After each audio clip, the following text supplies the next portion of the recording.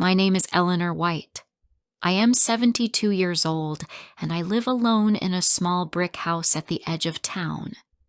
My husband Thomas built this house himself when we were young. He planted rose bushes in the front yard. Every spring they bloom red and full. They remind me of the flowers he brought me when we were dating. Thomas and I wanted a child for many years, but it did not happen. When I was 37 years old, we adopted Michael. He was a baby. From that day, he became our world. We loved him like our own son. He loved us back. I watched him grow up. Now he is 35 years old. I often think that life gave us another chance to be a family. Before Michael moved to the city for a new job, he gave me a small box. It was wrapped in silver paper. Inside was a small phone. It had a green call button and a small screen. His name was on it. "Here, Mom," he said with a smile. "This is so we can talk any time. Press this green button and I will answer." I held the phone in my hands. I was amazed and a little scared. I had never used one before. I looked at him and said, "Promise me you will call every day if you can." He smiled and squeezed my hand. "I promise, Mom. I will make sure you hear my voice every day." The little phone felt like a way to reach him. I would keep it close every day.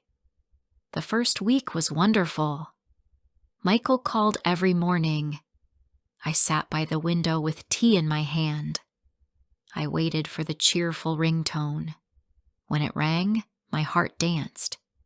He told me about his small apartment, his new job, and the noisy streets. He laughed a lot. I laughed too. The house felt alive again. I could hear Thomas's voice and Michael's. Sometimes I cooked his favorite food even though he was not there, meatloaf with mashed potatoes. I ate alone, pretending he was across from me talking about his day. At night, I wrote in my diary, "My son's voice fills the air again. The phone is my new candle in the dark." But life changed slowly. One morning, the call did not come. I waited. Maybe he was late. By evening, nothing. The next day, he said, "Sorry, Mom, busy day." I forgave him. One day is okay. Then it became 2 days, then 5. The calls became shorter. He sounded tired. Sometimes I could hear music, laughter, or other people. I asked who was there. He said, "Just friends, Mom. Don't worry." I tried not to worry, but I could not stop thinking about him. Weeks turned into months. I still cooked for 2. Old habits stayed with me, but they were painful. I kept the phone close all the time. When I swept the floor, it was on the chair. When I watered the plants, it was in my pocket. At night, it was under my pillow. Sometimes it buzzed. I jumped, but it was never him. It was a message from the phone company, a wrong number, or an advertisement. Once I even answered a stranger's call just to hear hello. I wrote letters to him in my diary as if he could read them. "Dear Michael, I made your favorite soup today. I wish you were here to taste it. Dear Michael, I saw a boy riding his bike like you used to." I smiled, then cried. Neighbors often asked, "Has Michael visited recently?" I always said, "Yes." Sometimes gentle lies are easier than hard truths. Winter came early. Nights were cold. The house creaked with the wind.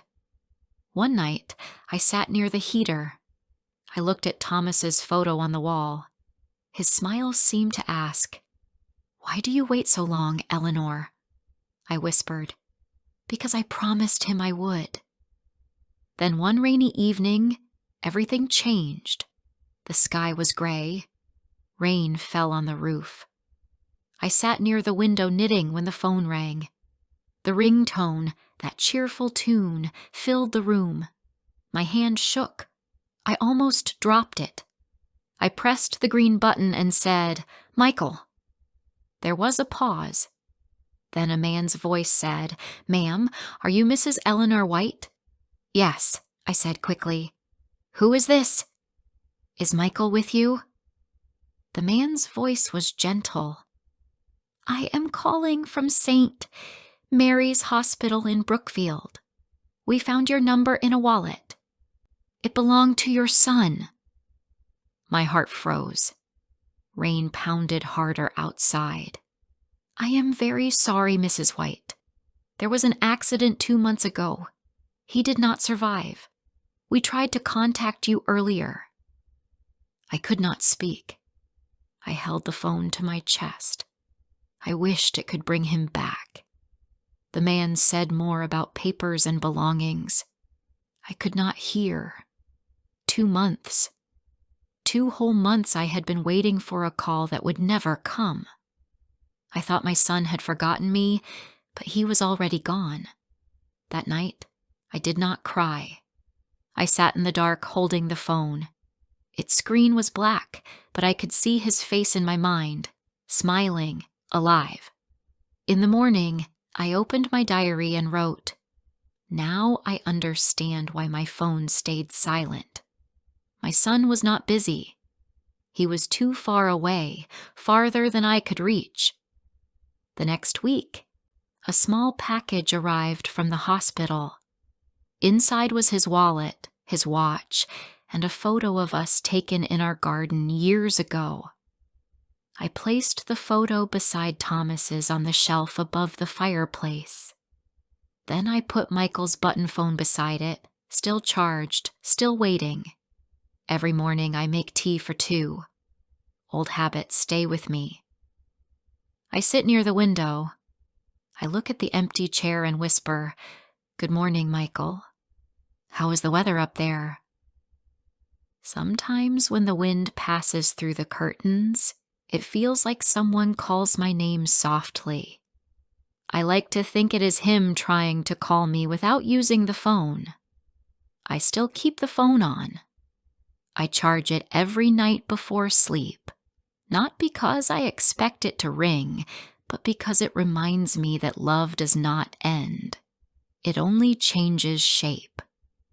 Maybe one day when I am gone, I will hear that ringtone again, and this time, when I answer, it will be him. Thank you for listening to my story. If you enjoyed it, please subscribe, like, and share it with friends who are also learning English.